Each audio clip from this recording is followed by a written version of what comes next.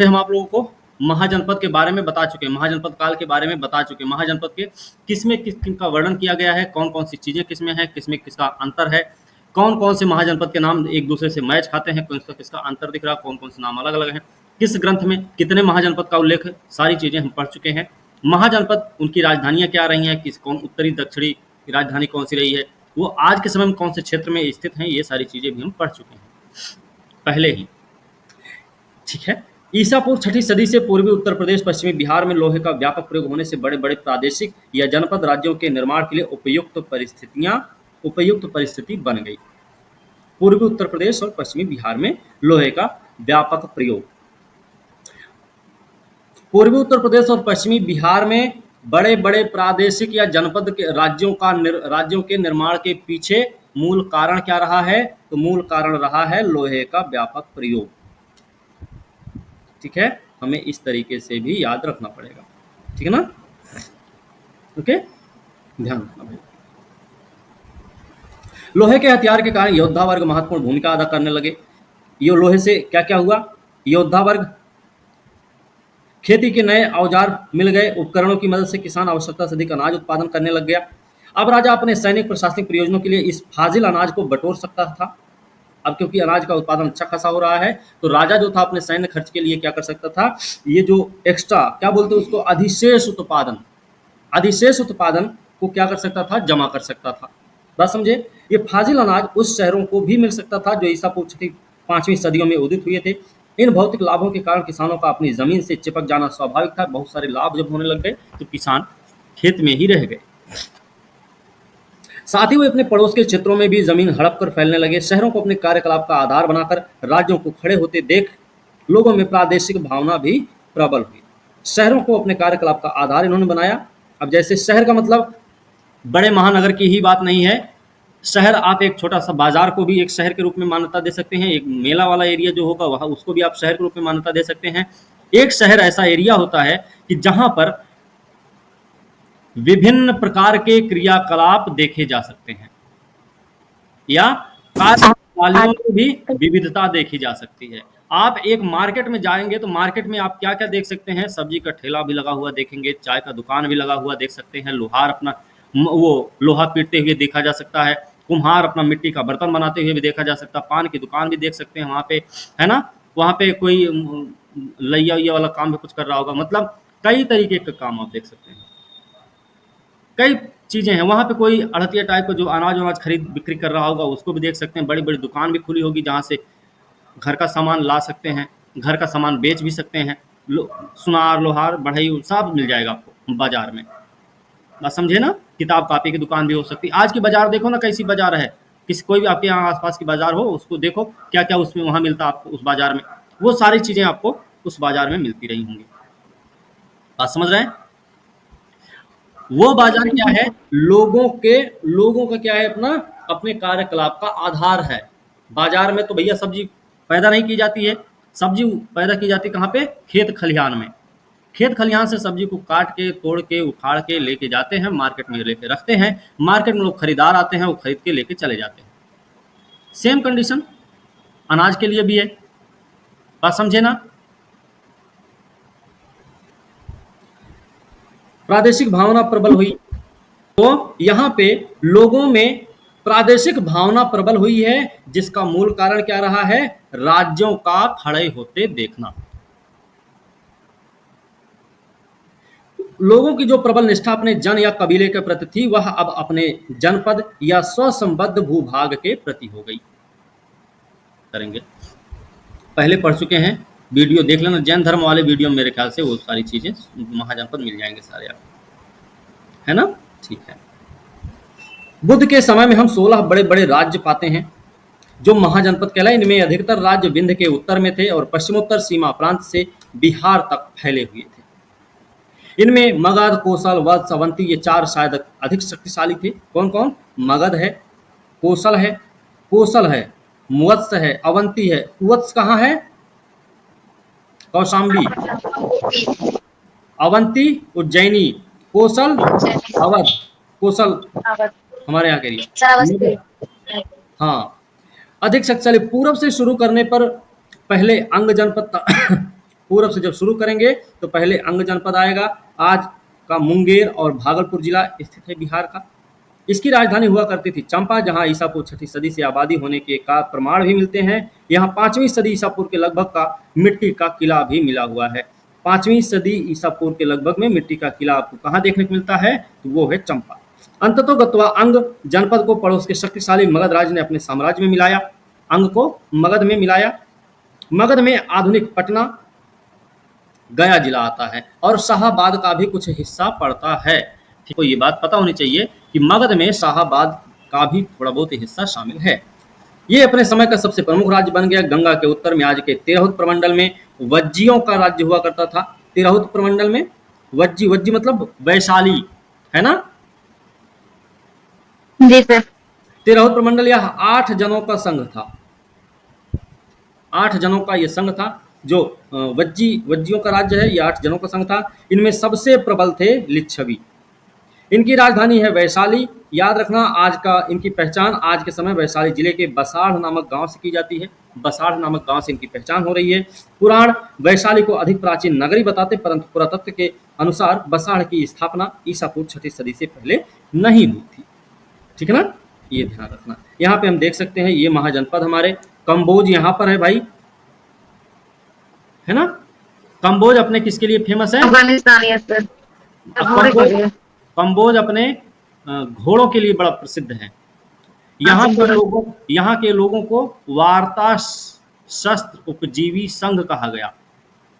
ठीक है, कंबोज के लोगों को। गंधार, कुरु, कुरु है अपना, मत्स्य है, सूरसेन, पंचाल है, कौशल है, वत्स है, काशी है, चैदी है, अवंती है, ऐसे ये सब महाजनपद है।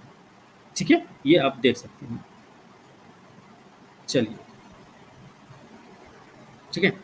इसके पश्चिम में काशी जनपद था, जिसकी राजधानी है वाराणसी। राजघाट में की गई खुदाई से पता चलता है कि सबसे पुराना वास वहां लोग हैं। वहां लगभग 500 ईसा पूर्व का था। कहाँ पे? वाराणसी, काशी में।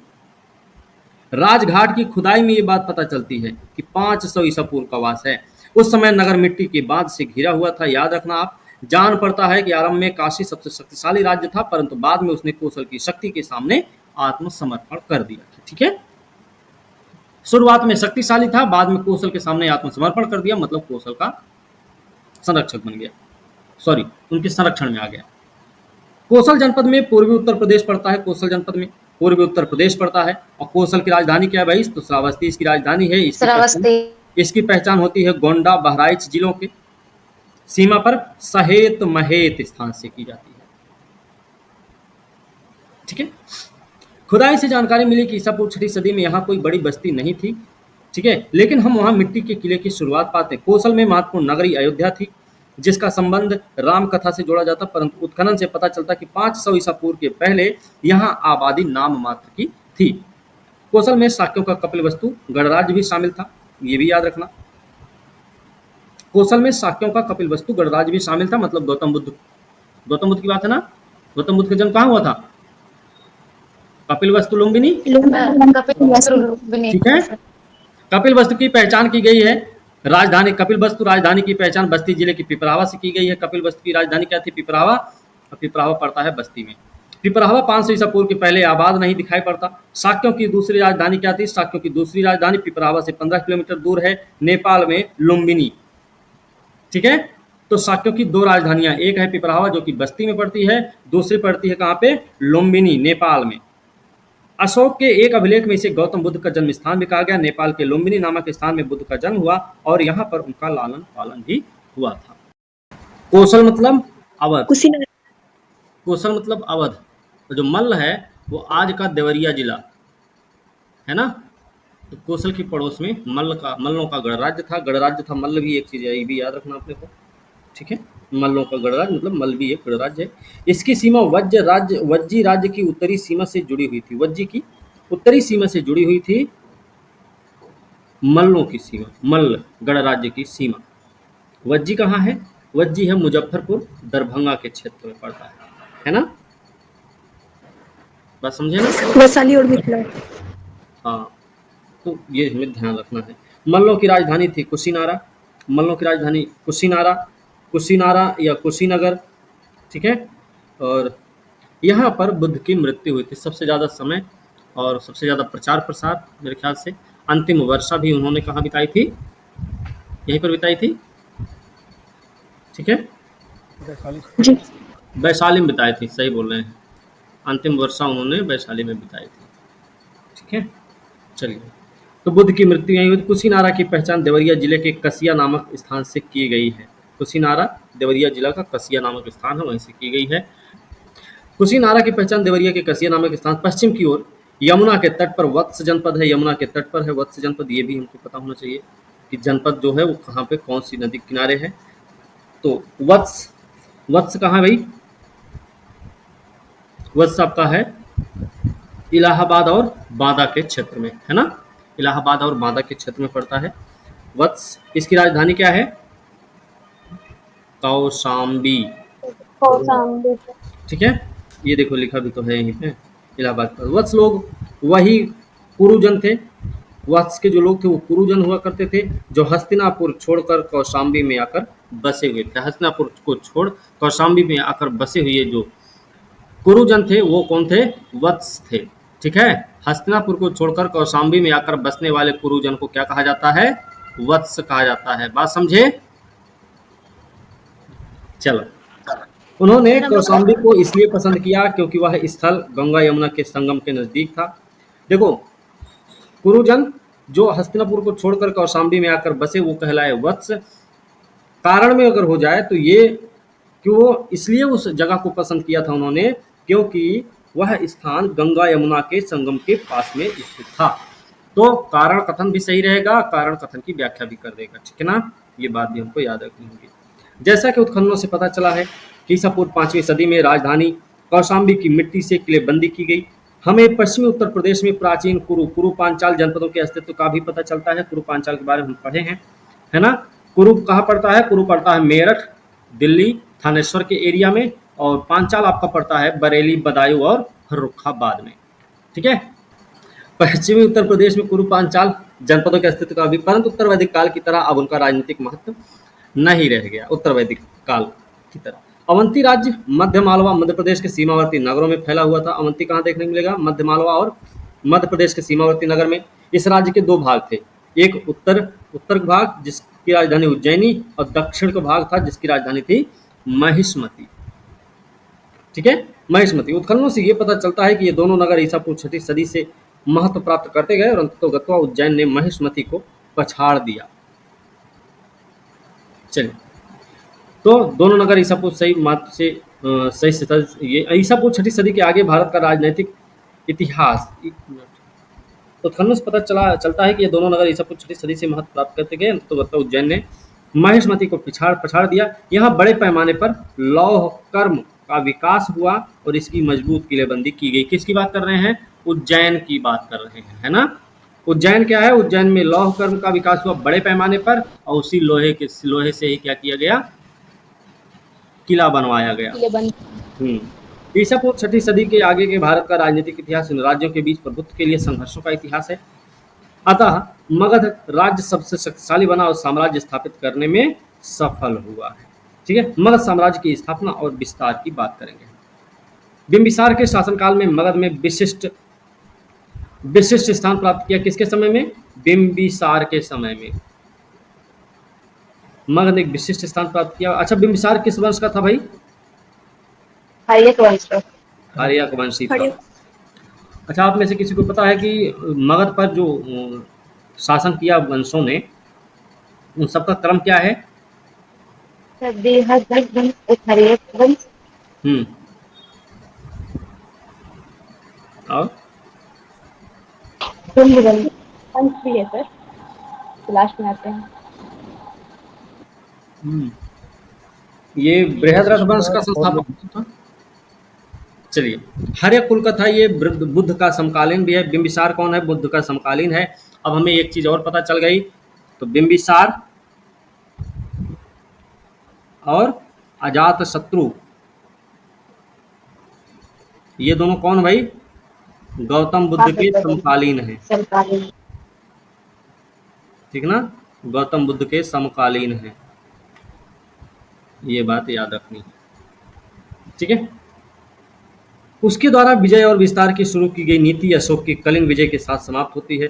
मतलब बिंबिसार ने जो जीत उत का अपना स्टार्ट किया था, विस्तार उस्तार की नीति जो शुरू की थी, वो अशोक ने क्या किया, कलिंग विजय के साथ ही समाप्त कर दिया।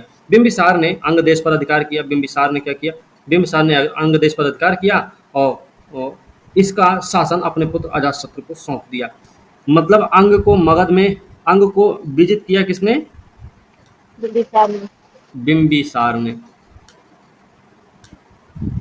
ठीक है। इसका शासन अपने पुत्र अजातशत्रु को सौंपा। बिंबिसार ने वैवाहिक संबंधों से भी अपनी स्थिति को मजबूत किए थे। मतलब इन्होंने तलवार के दम पे, लड़ाई के दम पे भी अपने साम्राज्य का विस्तार किया, शादी वादी करके भी इन्होंने अपने संबंध को मजबूत बनाए, है ना। तो इन्होंने अपने साम्राज्य के विस्तार के लिए कई सारी चीज़ें, कई सारी नीतियों का पालन किया। युद्ध नीति भी, है ना, अपने वैवाहिक संबंध, वैवाहिक नीति भी इन्होंने लागू की थी। ठीक है। इसे बिंबिसार को ना एक चीज़ और याद रखना, बिंबिसार को जैन ग्रंथ में कहा जाता है, जैन साहित्यों में श्रेणिक। बिंबिसार को जैन साहित्य में क्या कहा जाता है, श्रेणिक। इनको श्रेणिक कहा गया है। ठीक है। 15 साल की आयु में ये मगध के सम्राट बनते हैं, याद रखना। 15 साल की उम्र में मगध के सम्राट बने, ऐसी जानकारी हमको महावंश में मिलती है। और इन्होंने प्रमुख राजवंशों से संबंध अपने स्थापित किए थे। इनके जो वैवाहिक संबंध थे बिंबिसार के, किसके किसके साथ थे भाई, वैवाहिक संबंध। कोसल की राजकुमारी महाकोसला के रहते हैं। देखिए, एक तो चेटक की पुत्री है चलना, चलना से शादी की है। ये कौन है, अजातशत्रु की माँ। चेटक की पुत्री है। ठीक है। चेटक कौन है, लिच्छवी नरेश, है ना। लिच्छवी नरेश चेटक की पुत्री है। अच्छा, चेटक की बहन कौन थी, चलना नाम इनका, ये चेटक की पुत्री हैं। एक क्षेमा नाम की थी। हाँ। देखिए, जब इन्होंने चलना से शादी की तो इन्होंने उत्तरी सीमा को अपने सुरक्षित किया। एक महाकोशला से भी इन्होंने शादी की, महाकोशला। ये महाकोशला कौन है भाई, ये महाकोशला जो है, इनसे जो शादी किए थे ये, प्रसेनजीत की बहन। हाँ, कौशल नरेश प्रसेनजीत की बहन थी। कौशल नरेश प्रसेनजीत की बहन थी, ये जो काशी का प्रांत भी था। एक है मद्र देश की राजकुमारी क्षेमा, क्षेमा से शादी किया। मद्र देश की राजकुमारी, मद्र कहाँ पड़ता है आज के समय में, मध्य जो क्षेत्र है वो पंजाब एरिया में पड़ता है। ठीक है। और इसने क्या किया, बिंबिसार ने अंग को जीता ही नहीं था, बल्कि इसने अंग को अपने साम्राज्य में मिलाया भी था, अंग को मिलाया। ठीक है। अंग को इसने मिलाया भी था। और एक चीज़ और याद रखना, चंपा के ब्राह्मणों को वहाँ की सारी आमदनी इन्होंने दान कर दी थी। चंपा के ब्राह्मणों को चंपा से होने वाली सारी आमदनी क्या कर दी थी, इन्होंने दान में दे दी थी। ठीक है ना। ये भी हमको इनके बारे में पता होना चाहिए। ठीक है। उसने 3 विवाह किए। पहली पत्नी कौशल, हाँ, पहली पत्नी कौन है, कौशल नरेश, कौशल राज की पुत्री, प्रसेनजीत की बहन। ठीक है। प्रसेनजीत की बहन है ये। उसके साथ दहेज में काशी मिल गया, दहेज में काशी मिल गया। इससे पता चलता है राजस्व सिक्कों में वसूल किया जाता, राजस्व जो था वो सिक्कों में वसूल किया जाता था। ये बात हमको पता चल, याद रखनी है। अच्छा, ये जो उसके साथ जो दहेज में काशी ग्राम मिला था, उससे 1 लाख की इनकम होती थी, ऐसा बताया जाता है। जो काशी मिला उससे 1 लाख की इनकम होती थी। मतलब ये कहने का है कि इस समय जो राजस्व वसूली होती थी वो सिक्कों के रूप में की जाती थी। इस विवाह से कौशल के साथ उनकी शत्रुता समाप्त हुई। कौशल से शादी की, कौशल की शत्रुता खत्म हो गई, और इससे यह संभव हो गया कि वह दूसरे राज्यों के साथ निकट हो सकेंगे, निपट सके। उसकी दूसरी पत्नी कौन है, वैशाली के लिच्छवी राजकुमारी चलना थी, जिसने अजात शत्रु को जन्म दिया था। चलना से ही अजातशत्रु का जन्म हुआ था। और तीसरी पत्नी है पंजाब के मद्रकुल की प्रधान की पुत्री, मद्रकुल के प्रधान की पुत्री है ना, क्षेमा जिसका नाम है। विभिन्न राजकुलों से वैवाहिक संबंधों का बिंबिसार को बड़ी राजनीतिक प्रतिष्ठा मिली। इस प्रकार मगध राज्य को पश्चिम और उत्तर की ओर फैलने का मार्ग प्रशस्त हुआ। इनके जो वैवाहिक संबंध रहे, उस वैवाहिक संबंध के आधार पर मगध राज्य को कहाँ पे, पश्चिम और उत्तर की ओर फैलने का रास्ता साफ हो गया। ठीक है। मगध की असली शत्रुता अवंती से थी। अवंती कहाँ है? भारत की मगध की असली शत्रुता अवंती से थी, जिसकी राजधानी उज्जैन में थी। इसके राजा चंड प्रद्योत महासेन की बिंबिसार से लड़ाई हुई थी, किंतु दोनों ने अंत में दोस्त बन जाना ही उपयुक्त समझा था। इसी की मदद करने के लिए बिंबिसार ने अपने दरबारी जो चिकित्सक थे उनको भेजा था ना, चंड प्रद्योत। अवंती का राजा कौन है? अवंती का राजा है चंड प्रद्योत महासेन, इसका नाम है। बिंबिसार का दुश्मन ही था, लेकिन अंत में जाके दोस्त बन गया। और बाद में जब प्रद्योत की पीलिया रोग को से पाया, जब प्रद्योत को पीलिया रोग हो गया था, तो बिंबिसार ने अवंती राज के अनुरोध पर अपने राज वैद्य जीवक को उज्जैन भेजा था। ये प्रश्न भी कई बार पूछा गया है एग्जाम में, तुमको पता होना चाहिए। गंधार के राजा के साथ हुए युद्ध में उज्जैन भेजा था। गंधार के राजा के साथ जब युद्ध हुआ तो प्रद्योत को विजय नहीं मिली थी, किंतु गंधार के इसी राजा ने बिंबिसार के पास एक पत्र और दूतमंडल भेजा था। इस प्रकार विजय और कूटनीति से बिंबिसार ने मगध को क्या किया, ईसा पूर्व 6वीं सदी में सबसे अधिक शक्तिशाली राज्य बना दिया था। ठीक है, ध्यान रखना इसे। बताया जाता है कि उसके राज्य में 80,000 गांव थे, पर यह संख्या अतिरंजित भी मालूम पड़ती। मगध की पहली राजधानी थी राजगीर। पहली राजधानी थी राजगीर। उस समय इसे बोलते थे गिरिव्रज। यह स्थल 5 पहाड़ियों ऑप्शन में तो गिरिव्रज रहे तो सही नहीं होता है सर। हाँ, अच्छा, ये एक तो क्वेश्चन पूछा था तो गिरा भी हुआ था। हाँ भाई, अच्छा, ये जो राजगीर है ना, 5 पहाड़ियों से घिरा हुआ एरिया है। उनके खुले भागों को पत्थरों की दीवारों से चारों ओर से घेर दिया गया। इस तरह राजगीर अभेद्य दुर्ग बन गया था। राजगीर कहाँ है? 5 पहाड़ियों से घिरा हुआ एरिया है।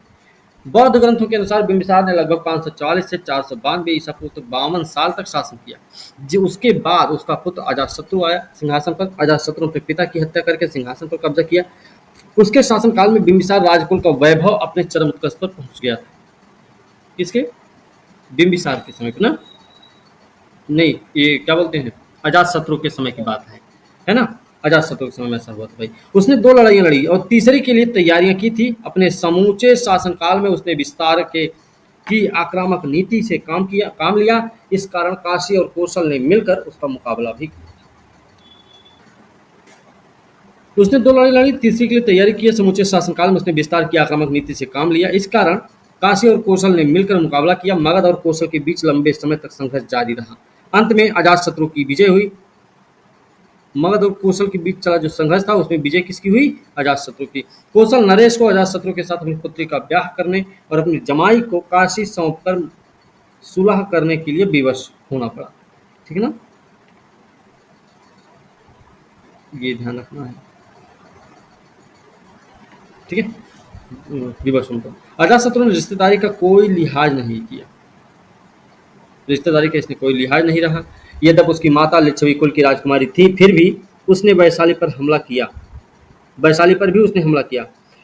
बहाना यह ढूंढा गया कि लिच्छवी कौशल के मित्र हैं। इसने लिच्छवियों में फूट डालने के लिए षड्यंत्र रचा। अंत में उन पर हमला करके उन्हें हराया और उनके स्वातंत्र को नष्ट कर डाला। वैशाली को नष्ट करने में उसे 16 साल का लंबा अरसा बीत गया। वैशाली को अंत में उसे इसलिए सफलता मिली कि उसने पत्थर फेंकने वाले एक युद्ध यंत्र का इस्तेमाल किया था। बिंबिसार की बात है, सॉरी, अजातशत्रु की बात है। उसके पास एक ऐसा रथ था जिसमें गदा जैसा हथियार जुड़ा हुआ था। इससे युद्ध में लोगों की बड़ी संख्या में मारा जा सकता था।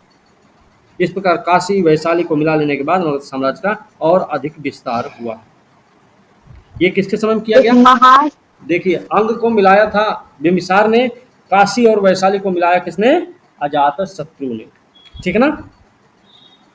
सर यहाँ पे 2 हथियार, एक मल। अजातशत्रु का एक प्रतिद्वंदी है, अवंती का शासक है, जो कि बहुत शक्तिशाली भी है। अवंती के राजाओं ने कौशाम्बी के वत्सों को हराया था, ये बात हमको याद रखनी है। अवंती के राजाओं ने कौशाम्बी के वत्सों को हराया था।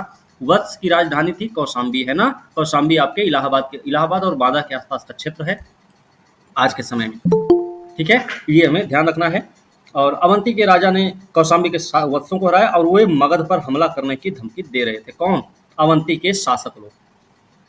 इसी खतरे का सामना करने के लिए अजातशत्रु ने राजगीर की किलेबंदी करवाई। मतलब अवंती के शासकों के हमले से बचने के लिए अजातशत्रु ने क्या किया है? राजगीर की किलेबंदी करवाई थी। राजगीर की किलेबंदी करवाने का काम किसका था? अजातशत्रु का था। कारण था अवंती के राजाओं के आक्रमण से बचना। उद्देश्य यही था ना, ध्यान रखना। किलेबंदी की दीवारों के अवशेष आज भी देखने को मिलते, परंतु अजातशत्रु के जीवन काल में अवंती को मगध पर हमला करने का अवसर नहीं मिला।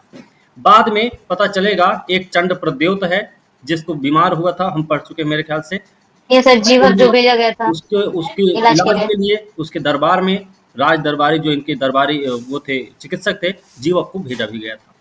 ठीक है, मतलब इतना अच्छा गहरा संबंध हो गया था, है ना।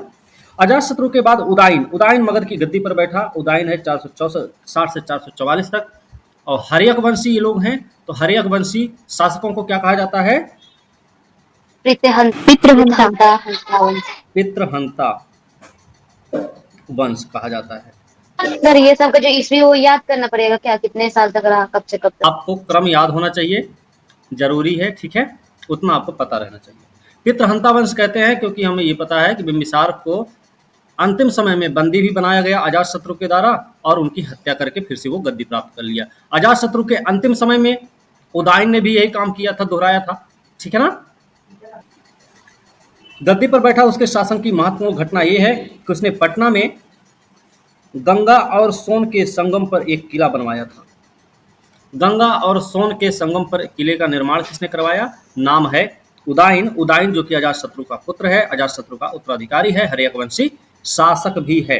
कारण क्या था कि पटना मगध साम्राज्य के केंद्र भाग में पड़ रहा था और मगध का साम्राज्य अब उत्तर में हिमालय से लेकर दक्षिण में छोटा नागपुर की पहाड़ी तक फैला हुआ था। सर ये दोनों में अंतर क्या सर? एक उधर भी किलाबंदी कराया गया, किधर भी क्या चीज? एक ने अजातशत्रु ने राजगीर की किलेबंदी करवाई थी, राजगीर की करवाई थी, और उदायन ने यहाँ गंगा और सोन के संगम पर किला बनवाया था, ठीक ना। बात क्लियर हुई? पटना की स्थिति जैसा कि ठीक है, तो हमें ये चीज याद रखनी है। अच्छा, पटना सामरिक दृष्टि से बहुत ही महत्वपूर्ण स्थल था, गंगा के किनारे की जगह है, ठीक है। आप परिवहन की बात करेंगे तो एकदम सुविधा है, परिवहन की सुविधा यहाँ पे है, व्यापारिक केंद्र भी स्थापित हो सकता है। थोड़ा सा अगर देखेंगे चारों तरफ से मिला के तो कहीं ना कहीं थोड़ा बहुत केंद्र में भी पड़ता है ये। एक चीज और याद रखना, बीपीएससी के मेंस में भी प्रश्न पूछा गया मेरे ख्याल से, मगध के उत्कर्ष के प्रमुख कारणों की चर्चा करें। मगध के उत्कर्ष के प्रमुख कारण क्या रहे हैं भाई? मगध के उत्कर्ष के प्रमुख कारण अगर देखेंगे तो उसमें पहला जो कारण है वो है नदियों का जाल। नदियों के जाल ने क्या किया? मगध को व्यापारिक सुविधा के साथ साथ परिवहन के साधन भी उपलब्ध करवाए।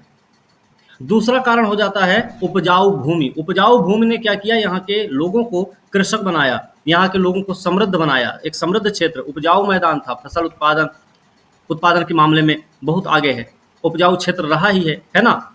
इसके बाद जो आप जंगल क्षेत्र देखते हैं, छोटा नागपुर का एरिया है, इधर जो जंगल थे यहाँ से इनको भारी मात्रा में इमारती लकड़ियाँ भी प्राप्त हो जाती थी और बड़े बड़े जानवर भी मिलते थे जो लड़ाई में यूज किए जाते थे। एक और है खनिज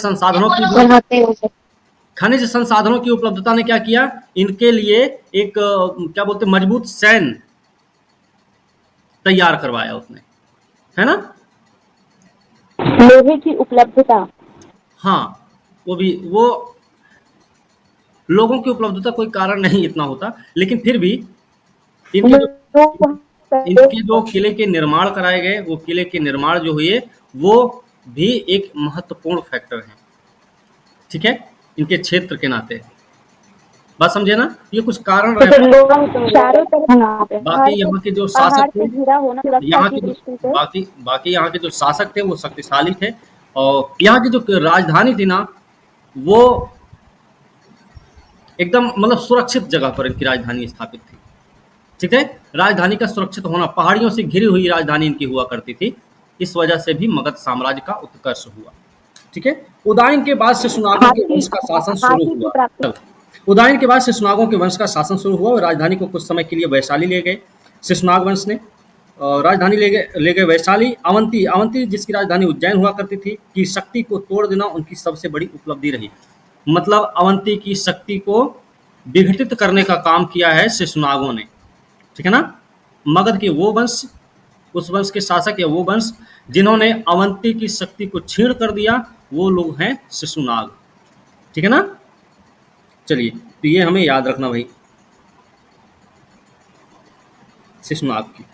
इसके साथ ही अवंती और मगध के बीच की 100 साल पुरानी शत्रुता का अंत भी हो गया। इसके बाद अवंती राज्य मगध साम्राज्य का हिस्सा बन गया, मौर्य साम्राज्य के अंत समय तक बना भी रहा। मतलब अवंती जो मगध का मित्र हुआ, वो कब हुआ है? शिशुनाग वंश के समय में, है ना।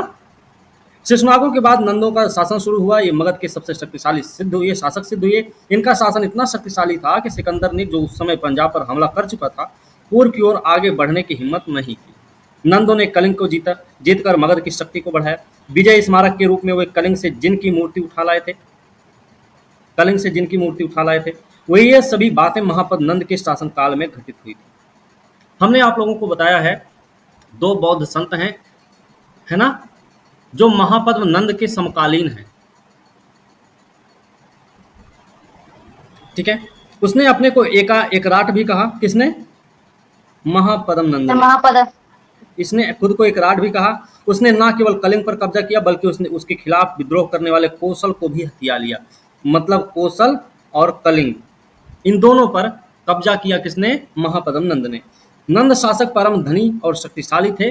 नंद वंश को नवनंद वंश भी कहा जाता है, क्योंकि इसमें 9 शासक हुआ करते थे। 9 शासक थे, इसलिए इनको नवनंद भी कहा जाता है। धनी और शक्तिशाली थे। कहा जाता है इनकी सेना में 2 लाख पदाती, 20,000 घुड़सवार, 3,000 से लेकर 6,000 तक हाथी थे। इतनी विशाल सेना का रखरखाव अच्छी खासी प्रभावी कर संग्रह प्रणाली द्वारा ही संभव था। जो भी हो, नंदों पर चढ़ाई करने की सिकंदर को हिम्मत नहीं हुई। बाद में नंद शासक दुर्बल और अलोकप्रिय सिद्ध हुए। ठीक है। क्योंकि धनानंद की लोकप्रियता किसमें रह गई? धनानंद की लोकप्रियता सिर्फ इसमें रह गई कि वो राजशाही राजकाज के मामले में नहीं, अपने राज दरबार में ही वो मस्त हो गए। ठीक है। चलो, बाद के नंद शासक दुर्बल अलोकप्रिय हुए। उनके शासन के स्थान पर मगध में मौर्य वंश का शासन स्थापित हुआ और मौर्यों के शासनकाल में मगध का वैभव अपने शिखर पर पहुंच गया। ठीक है। मगध की सफलता का कारण क्या रहा है? मगध की सफलता का कारण क्या रहा? मौर्यों के उत्थान के पहले की 2 सदियों में मगध के साम्राज्य के विकास का दौर समकालीन ईरानी साम्राज्य के दौर के समान रहा। इस काल में भारत में सबसे बड़े राज्य की स्थापना बिंबिसार, अजातशत्रु, महापद्म नंद जैसे कई साहसी महत्वाकांक्षी शासकों के प्रयासों से हुई। इन्होंने अच्छे या बुरे हर उपाय से अपने राज्यों का विस्तार किया, उन्हें मजबूत भी बनाया, परंतु मगध के विस्तार का यही एक कारण नहीं था। सिर्फ इसी एक कारण की वजह से मगध का उत्कर्ष नहीं हुआ, मगध सफल नहीं हुआ था। मगध की सफलता के पीछे और भी कई सारे कारण हैं, जिसकी चर्चा अभी हम थोड़ी देर पहले कर चुके हैं। ठीक है। कुछ और महत्वपूर्ण कारण क्या रहे? लौह युग में मगध की भौगोलिक स्थिति बहुत उपयुक्त थी, क्योंकि लोहे के समृद्ध भंडार कहाँ थे? मगध की आरंभिक राजधानी राजगीर के आसपास में। समृद्ध लौह खनिज के भंडार समीप ही सुविधा से उपलब्ध होने के कारण मगध के शासक अपने लिए प्रभावशाली हथियार बनाए। उनके विरोधी ऐसे हथियार आसानी से नहीं प्राप्त कर सकते थे। लोहे की खानें पूर्वी मध्य प्रदेश में भी मिलती हैं, जो उज्जैन राजधानी वाले अवंती राज्य से अधिक दूर नहीं थी। 500 ईसा पूर्व की, अब देखो अवंती को भी इन्होंने मिलाया था, तो अवंती का क्षेत्र भी इन्हीं का क्षेत्र बन गया था। ठीक है ना। 500 ईसा पूर्व के आसपास उज्जैन में निश्चय ही लोहे को गलाने और तपाकर ढालने का काम भी होता था। उज्जैन में ही होता था भाई, ये हमें ध्यान रखना है। वहाँ के लोहार संभवतः बहुत अच्छी किस्म के हथियार तैयार करते थे। यही कारण है कि उत्तर भारत की प्रभुता के लिए अवंती और मगध के बीच कड़ा संघर्ष भी हुआ। उज्जैन पर कब्जा करने में मगध को लगभग 100 साल का समय लगा था। किसके समय में उज्जैन पर कब्जा हुआ? शिशुनाग वंश के समय पे, है ना। शिशुनाग वंश के शासकों के समय में उज्जैन पर कब्जा हुआ था मगध का। ये हमें याद रखना भाई। मगध के लिए कुछ और भी अनुकूल परिस्थितियां थी। मगध की दोनों राजधानियां, पहली तो राजगीर और दूसरी पाटलिपुत्र, सामरिक दृष्टि से परम महत्वपूर्ण स्थानों पर थी। ठीक है। राजगीर 5 पहाड़ियों की श्रृंखला से घिरा हुआ था, ये आपको ध्यान रखना चाहिए, ये भी एक कारण रहा। वो दुर्भेद्य था, इसलिए वो दुर्भेद्य भी था। तोपों का आविष्कार बहुत बाद में हुआ, उन दिनों राजगीर जैसे दुर्गों को तोड़ना आसान काम नहीं था। ईसा पूर्व 5वीं सदी मगध के शासक अपनी राजधानी पाटलिपुत्र ले गए। देखिए राजगीर से पाटलिपुत्र आए हैं। केंद्र भाग में स्थित इस स्थल के साथ सभी दिशाओं से संचार संबंध स्थापित किए जा सकते थे। केंद्र भाग में है और चारों तरफ संबंध बन सकता, संचार संबंध बनाया जा सकता था। पाटलिपुत्र गंगा, गंडक, सोन नदियों के संगम पर था। पाटलिपुत्र से थोड़ी दूरी पर घाघरा नदी भी गंगा से मिलती थी, ये हमें याद रखना। प्राक औद्योगिक दिनों में जब यातायात में बड़ी कठिनाइयां थीं, नदी मार्गों को पकड़ करके ही सेना उत्तर, पश्चिम, दक्षिण, पूर्व की ओर बढ़ती थी। इसके अलावा लगभग चारों ओर से नदियों द्वारा घिरे होने के कारण पटना की स्थिति अभेद्य हो गई थी। ठीक है, एक ये कारण रहा है। सोन गंगा इसे पश्चिम और उत्तर की ओर से घेरे हुई थी, तो पुनपुन दक्षिण ओर से और पूर्व की ओर से घेरे हुए थी, पुनपुन नदी। इस प्रकार पाटलिपुत्र सही मायने में एक जल दुर्ग था, ये आपको याद रखना है। ऐसा भी सवाल हो सकता है, पाटलिपुत्र एक जल दुर्ग था, तो हो सकता है ऊट पटांग दे दे, पूरब में सोन, पश्चिम में गंगा, ऐसे करके ऊट पटांग करके दे दे, है ना। तो हमको ये भी ध्यान रखना है भाई। उन दिनों इस नगर पर कब्जा करना आसान। मगध राज्य मध्य गंगा के मैदान के मध्य में पड़ता था। इस परम उर्वरक प्रदेश से जंगल साफ हो चुके थे, भारी वर्षा होती थी, इसलिए सिंचाई के बिना भी इलाके को उत्पादक बनाया जा सकता था। उर्वरक प्रदेश, ये याद रखना, बनाया जा सकता था। प्राचीन बौद्ध ग्रंथों से पता चलता है कि इस प्रदेश में अनेक प्रकार के चावल पैदा होते थे। ठीक है, हम नहीं खाएं इसको। चलिए, सिंचाई के बिना भी इलाके को उत्पादक बनाया जा सकता था। ठीक है, प्राचीन बौद्ध ग्रंथों से पता चलता है कि इस प्रदेश में अनेक प्रकार के चावल पैदा होते थे। प्रयाग से पश्चिम के क्षेत्र की अपेक्षा यह प्रदेश कहीं अधिक उपजाऊ था। प्रयाग से पश्चिम का क्षेत्र का मतलब क्या है? परिणामतः यहाँ के किसान काफी अनाज पैदा कर लेते थे और भरण पोषण के बाद भी उनके पास अनाज बचता था, मतलब अधिशेष उत्पादन उस समय भी हो रहा था। ठीक है, शासक कर के रूप में इस फाजिल उपज को एकत्र कर लेते थे। फाजिल उपज का मतलब है अधिशेष उत्पादन की बात कर रहे हैं। ठीक है, मगध के शासकों ने नगरों के उत्थान और धातु के बने सिक्कों की प्रदर्शन से भी लाभ उठाया, ये भी हमें याद रखने की जरूरत है। पूर्वोत्तर भारत में व्यापार वाणिज्य की वृद्धि के कारण शासक अब वाणिज्य वस्तुओं पर चुंगी लगा सकते थे और इस प्रकार अपनी सेना के खर्च के लिए धन एकत्र कर सकते थे। सैनिक संगठन के मामले में मगध को एक खास सुविधा प्राप्त थी। भारतीय राज्य घोड़े और रथ के उपयोग से भली भांति परिचित थे। अच्छा, एक महाजनपद है जो घोड़ों के लिए प्रसिद्ध है, उसको क्या नाम, उसका कंबोज। हाँ, कंबोज अपने घोड़ों के लिए ही प्रसिद्ध रहा है। और ठीक है, थोड़ा सा ध्यान रखना इसे। किंतु मगध ही पहला राज्य था जिसने अपने पड़ोसियों के विरुद्ध युद्ध में हाथियों का बड़े पैमाने पर प्रयोग किया। पहला राज्य ऐसा था मगध जिसने युद्ध में हाथी का प्रयोग किया था। देश के पूर्वांचल से मगध के शासकों के पास हाथी पहुंचते थे। देश के पूर्वांचल क्षेत्र से हाथी आते थे। यूनानी स्रोतों से ज्ञात होता नंदों की सेना में 6000 हाथी थे। दुर्गों को भेदने में, सड़कों से, अन्य यातायात सुविधाओं से रहित प्रदेशों में और कछाड़ी क्षेत्रों में कूच करने में हाथियों का इस्तेमाल किया जा सकता था। अंत में उल्लेखनीय है कि मगध का समाज रूढ़ि विरोधी था, ये भी आपको याद रखना है। मगध के उत्कर्ष में ये भी एक प्रमुख भूमिका निभाया कि मगध का जो समाज था एक रूढ़ि विरोधी था। कट्टर ब्राह्मण यहाँ बसे हुए किरात और मगध लोगों को निम्न कोटि के समझते थे, ये हमने आपको पहले भी बता रखा है ना। अथर्ववेद में भी क्या कहा गया? मगध और अंग को दूरस्थ प्रदेश कहा गया है ना। परंतु वैदिक लोगों के आगमन से यहाँ जातियों का सुखद मिश्रण हुआ। वैदिक लोग जब यहाँ पर आए तो यहाँ पे जातियों का सुखद मिश्रण हुआ। चूंकि इस प्रदेश का वैदिकीकरण हाल में हुआ था, इसलिए पूर्व काल से ही वैदिक प्रभाव में आए हुए राज्यों की अपेक्षा मगध में विस्तार के लिए उत्साह अधिक था। इन्हीं सब कारणों से मगध दूसरे राज्यों को हराने में, भारत में प्रथम साम्राज्य स्थापित करने में सफल हुआ है। ठीक है ना। ये हमने बात किया था बृहद्रथ वंश की, उसके बारे में हमने ये बताया था कि पुराणों में बताया गया है कि मगध पर शासन करने वाला पहला राजवंश कौन था? तो बृहद्रथ वंश था। बृहद्रथ संस्थापक है, जरासंध इसका पुत्र था, जिसने गिरिव्रज या राजगृह को अपनी राजधानी बनाई थी। ठीक है ना। बौद्ध ग्रंथों में मगध का सबसे प्रतापी शासक कौन हुआ? प्रथम प्रतापी शासक हुआ बिंबिसार। इसी में एक नाम आता है प्रसेनजित का भी, क्योंकि महाजनपद भी इसी में है, तो महाजनपद से संबंधित भी बातें हम कर लेंगे। ठीक है ना, ये भी ध्यान रखना। तो प्रसेनजित कौन है? कौशल नरेश है, ये कौशल के शासक हैं। ठीक है, और याद रखना इनके बारे में कहा जाता है, बौद्ध मेरे ख्याल से संयुक्त निकाय में ऐसा बताया गया है कि प्रसेनजित 5 राजाओं के गुट का नेतृत्व करता था।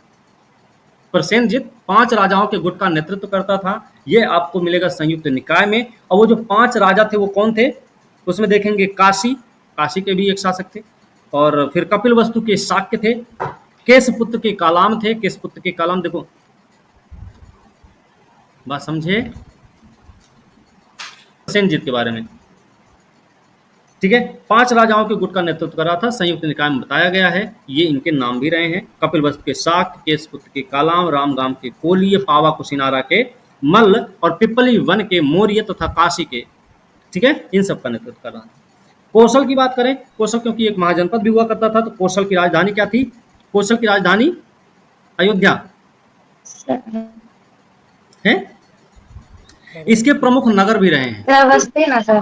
हाँ, श्रावस्ती है, ठीक, सही बोल रहे हैं। ठीक है, इसके प्रमुख नगर भी रहे हैं। कौशल के प्रमुख नगर कौन कौन से थे? तो श्रावस्ती है, अयोध्या है, साकेत है।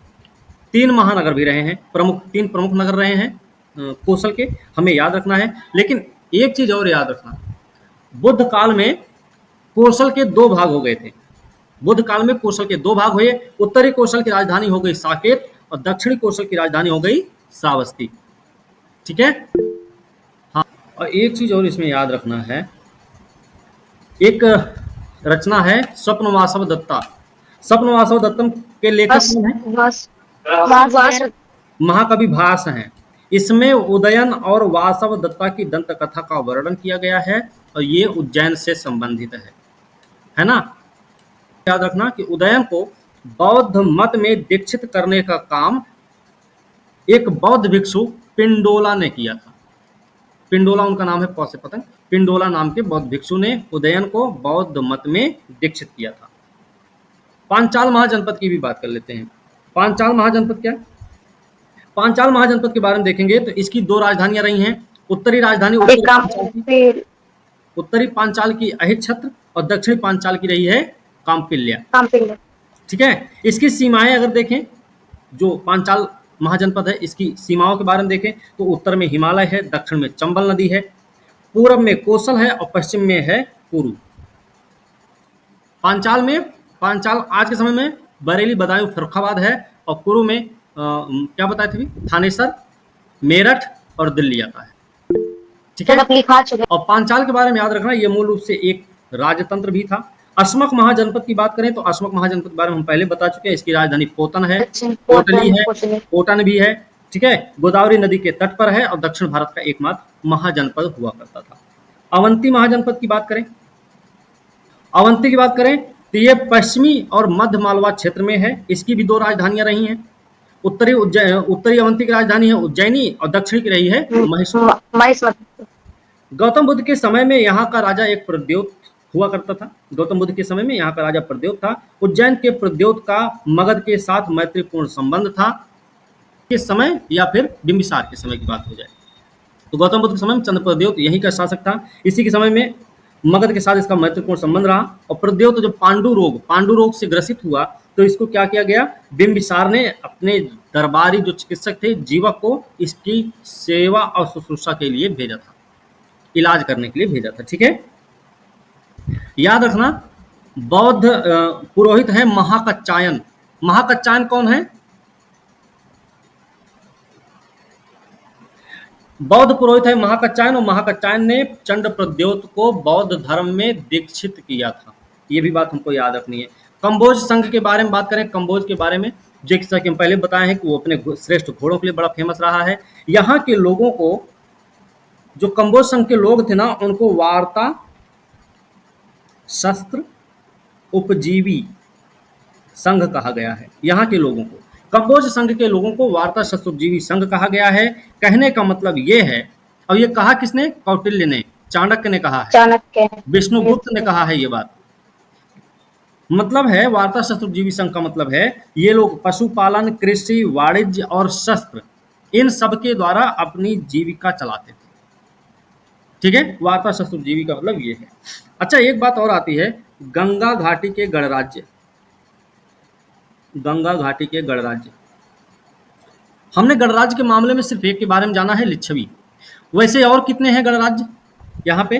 तो आप देखेंगे कपिल वस्तु के शाक्य हैं, सुमसुमार गिरी के भग्ग हैं, हम बता देते हैं, ठीक है। कपिल वस्तु के शाक्य, कपिलवस्तु के शाक्य, सुमसुमार गिरी के कौन है? भग्ग, ठीक है। अलकप के बुली, ठीक है। केशपुत्र के कालाम, ठीक है। रामगाम के कोलिय, ठीक है। और कुशीनारा के मल्ल हैं, मल्ल, ये ध्यान रखना। पावा के भी मल्ल हैं, कुशीनारा और पावा के मल्ल हैं दोनों जगह के, ठीक है। पिप्पली वन के दोनों अलग अलग है। हाँ, पिप्पली वन के मौर्य हैं। वैशाली के लिच्छवी भी हैं, और मिथिला के विदेह। ये लोग कौन हैं? ये सब गंगा घाटी के गणराज्य हैं, ठीक है ना। ये बात हमें याद रखना है, ठीक है। हाँ, चलिए तब ठीक है। प्राचीनतम सिक्के जो बने होते थे हमारे, वो कैसे थे? आहत सिक्के होते थे, उनको पंचमार्क सिक्का कहा जाता था। वो चांदी के बने होते थे, ऊपर ठप्पा देकर निशान लगाया जाता था, और ये 6ठी शताब्दी से मौर्य काल के मध्य तक प्राप्त होते हैं। 6ठी शताब्दी BC से लेकर मौर्य काल तक प्राप्त होते हैं। एक नाम है सुमंगल विलासिनी, नाम सुना होगा। सुमंगल विलासिनी किसकी रचना है?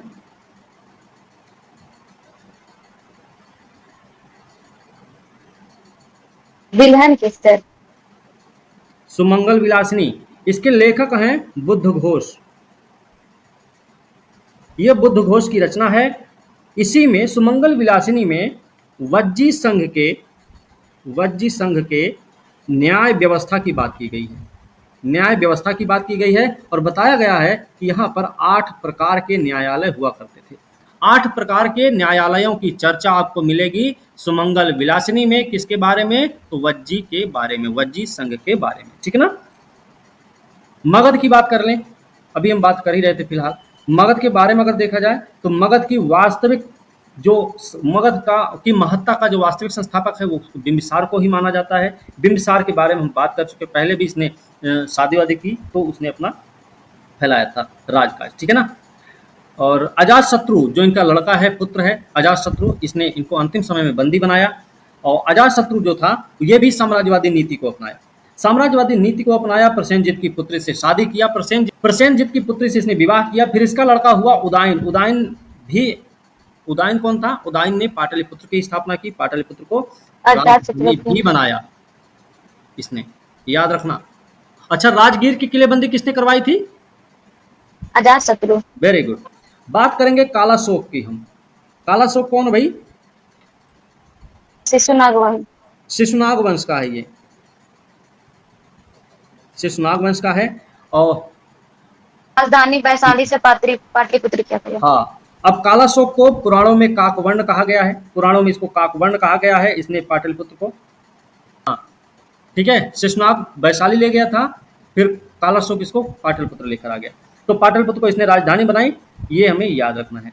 शिशुनाग जो कि शिशुनाग वंश का संस्थापक है, इसके बारे में याद रखना। इसने अवंती के अधीन जो मालवा क्षेत्र हुआ करता था, अवंती के अधीन मालवा को मगध में मिलाया इसने, शिशुनाग ने, जो कि शिशुनाग वंश का संस्थापक है। और पाटलिपुत्र को व्यापार वाणिज्य के लिए पश्चिमी विश्व के साथ मार्ग प्रदान किया। साथ ही साथ इसने अपनी राजधानी वैशाली बनाई थी, ठीक है।